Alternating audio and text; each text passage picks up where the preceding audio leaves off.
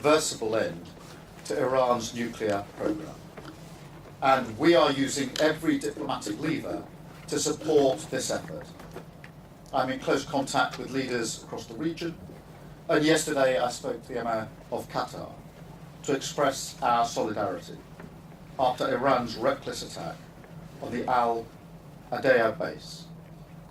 While we work to lower the temperature in the Middle East, we will not for a moment lose focus on Ukraine, whose people endured further Russian strikes overnight and for many nights consecutively. Nor will we lose focus on the rising threats to Euro-Atlantic security. In the face of those threats, I've long argued that this is the moment to unite, for Europe to make a fundamental shift in its posture, and for NATO to meet this challenge head on. And that is what we have done today. With the UK at the forefront, NATO allies have agreed a new defence investment pledge, raising defence and security spending to 5% of GDP by 2035, making NATO stronger, fairer, and more lethal than ever. This includes military spending, as well as vital investments in our security and resilience, like protecting our cybersecurity and our energy networks. Allies also agreed that because the threats are constantly evolving, we will review this pledge in 2029. The new national security strategy sets out our plans and priorities across these areas. So under the NATO new definitions, we estimate that we will reach at least 4.1% of GDP in 2027, keeping the British people safe and strengthening our leadership in NATO even further. This summit has sent a decisive message to aggressors, and that must be matched by our commitment to Ukraine. And that's why I've announced this week that the UK is providing hundreds more air defence missiles to protect the Ukrainian people, paid for not by the British taxpayer, but with money from frozen Russian assets. Last year, NATO allies pledged 40 billion euros of military aid for Ukraine. This year, Europe, Canada, and our Indo-Pacific partners will match that 40 billion commitment euros again for 2025. We are no longer just talking about burden sharing, we're delivering it in every area. And now we must seize the opportunity this creates to use this investment as a job-creating machine to renew our country, making working people better off, and strengthen our security at the same time. So today, as the latest in a series of new investments, I can announce that we will procure at least 12 F-35A fast jets, and we will make these UK aircraft available to bear nuclear weapons if necessary. Our continuous at-sea deterrent has long been declared to NATO alliance. And with this announcement, we're going further in response to growing nuclear threats. It marks the return of the RAF to nuclear deterrence for the first time in 3 decades, representing the biggest strengthening of our deterrence posture in a generation. And it will support no less than 20,000 jobs across the United Kingdom. Our commitment to NATO is unshakable, and so is our determination that greater security for our country must go hand in hand with better lives for working people. Thank you. And now I will take some questions from the media, and I think I'm starting with Beth. Beth. Thank you. Prime Minister, you say that you will not lose focus on Ukraine, but there's no condemnation of Russia's war on Ukraine in the joint communique, something that has been in previous statements when Biden was in the White House. Is that because President Trump didn't want NATO to condemn Putin, and are you disappointed by that? And on your welfare bill back home, it's shaping up to be a huge test of your authority. If you can't govern your party, how do you govern the country? Thank you. Well, on the question of Ukraine, the position in NATO has not changed, nor has my position changed.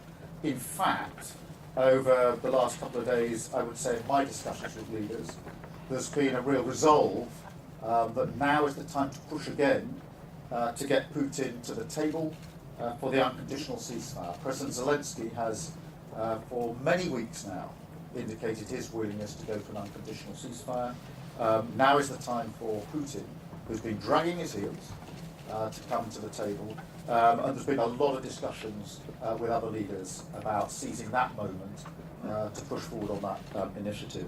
On the question of welfare reform, we're committed to reforming our welfare system. It doesn't work, it traps people, and it has to be reformed. And it also has to ensure that we've got a welfare system that is fit for the future. And that is why there will be a vote, and we will press ahead with the reforms. Thank you. Can I go to Chris Mason? Thank you, Prime Minister. Chris Mason, BBC News. The benefits bill is soaring and will be, even if you were to pass these measures that now appear to be in jeopardy.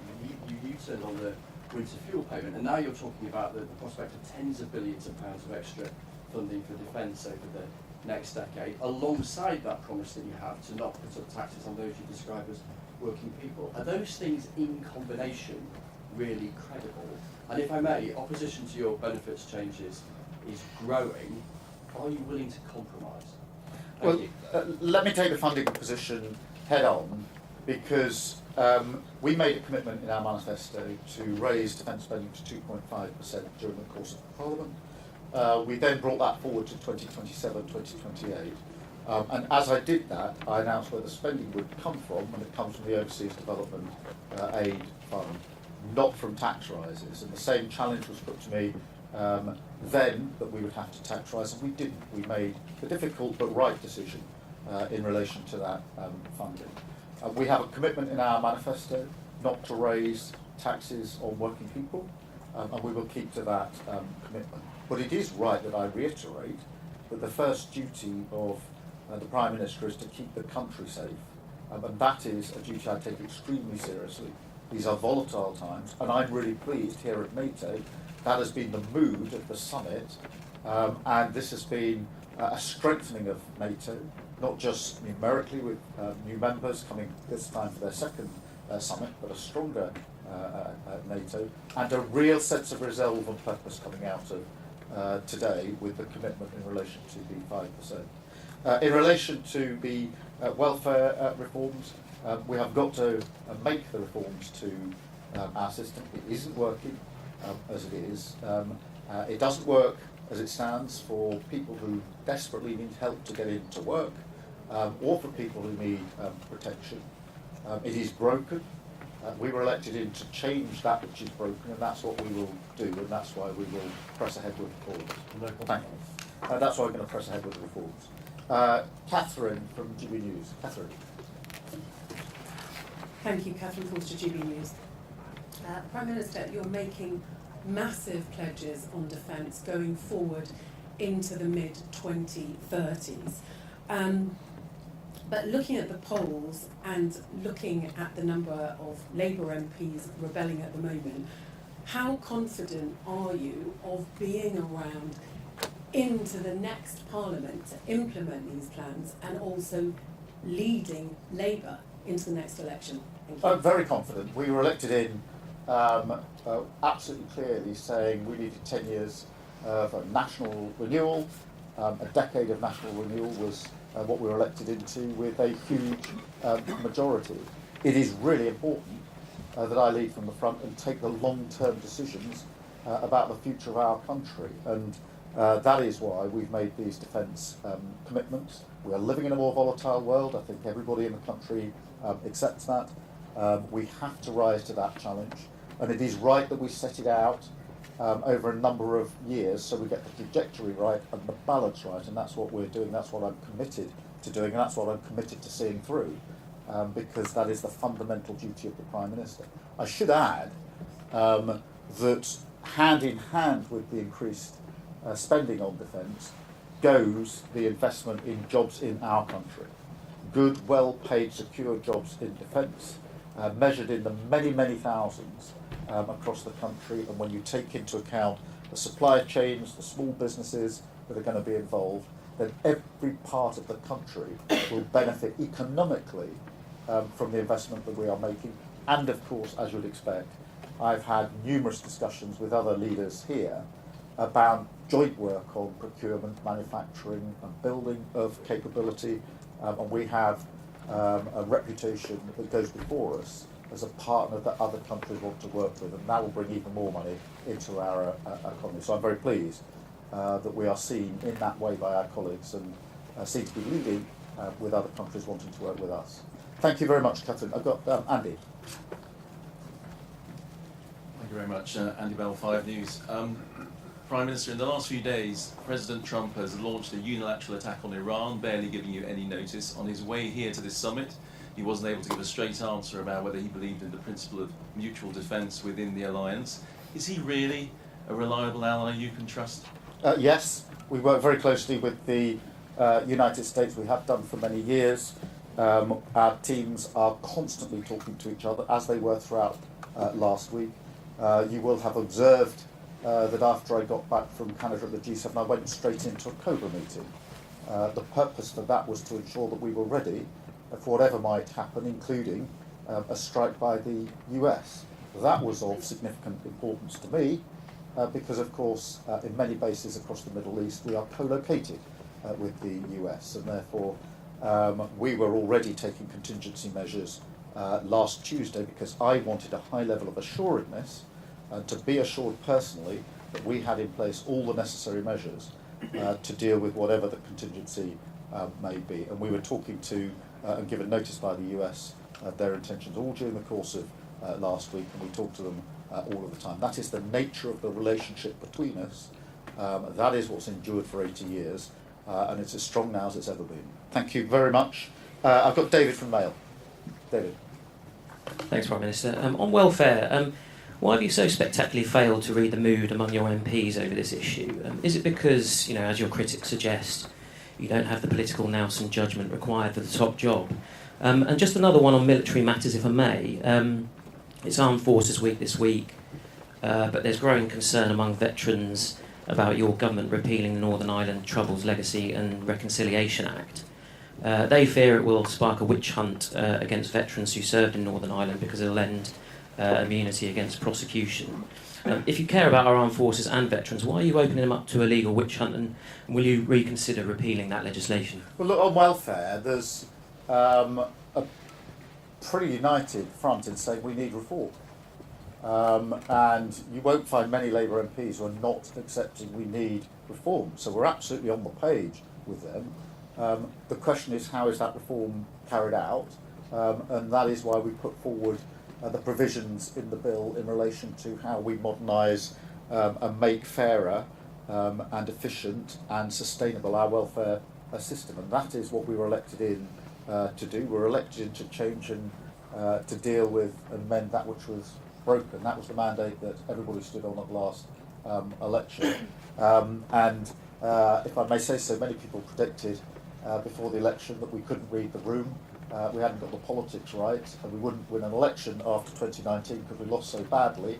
That was the constant charge at me at press conferences like this, and we got a landslide victory. So I'm comfortable with reading the room and delivering the change the country needs. We've got a strong Labour government with a huge majority to deliver on our manifesto commitments, and that's the work that we did over many years to win the election. Now we start the work over many years to change the country. Having changed the party, we now change the country. And is it tough going?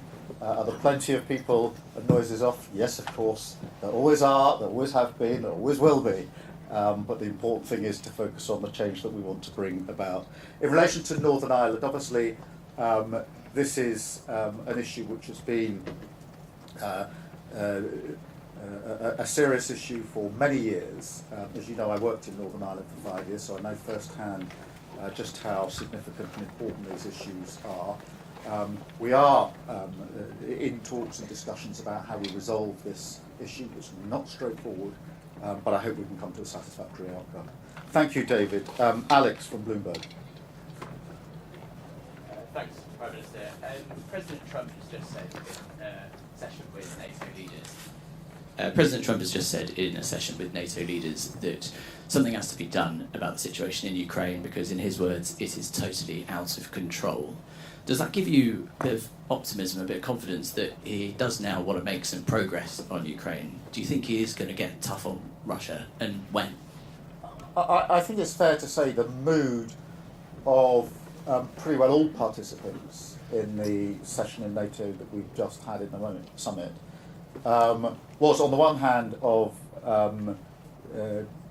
sort of positivity and resolve and purpose in relation to the commitment we've made and the strength and unity of NATO, but at the same time recognising that we need to now push harder on Ukraine, and I think that reflects the mood in the room, and that it's time for Putin to come to the table. And so that's been the subject not only of the discussions in the summit, but actually of many of the discussions over dinner last night and in the margins, as you would expect. And certainly my position is, there's been for some considerable time now, that Putin will stop dragging his heels and get to the table, and all of our discussions have been urging that outcome. Thank you very much. And Lizzie from Mirror. Thank you. Prime Minister, the National Security Strategy yesterday said the British public need to actively prepare for war on home soil. Should ordinary people be thinking seriously about Cold War style preparations? And on welfare, your spokesman in London has been making the case that it is moral for MPs to vote against the welfare reforms. Are the 120 Labour MPs who are backing the amendment immoral? Well, let me deal with the homeland threat, because it is a mistake to think that the only threat we face is external and far off. We do face threats at home all of the time.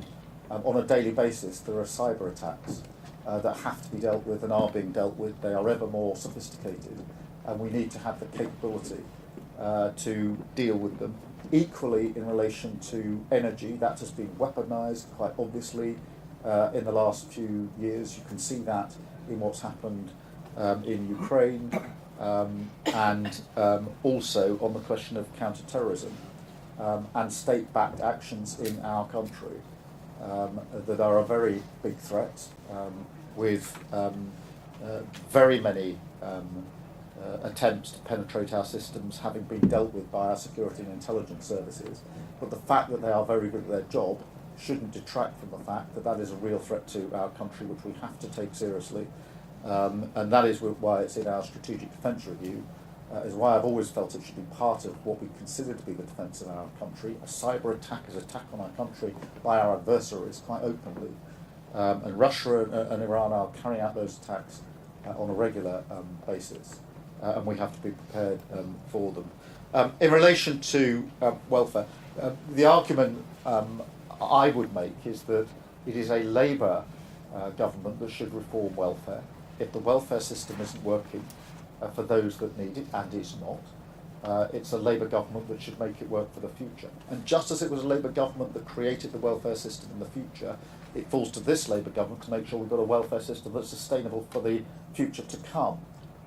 So much like we did on health, we created the health service, and now we have to ensure that it's fit for the future. Same with welfare. That is a progressive argument, that is a Labour argument, and it's the right argument to make. Thank you very much indeed. Thank you.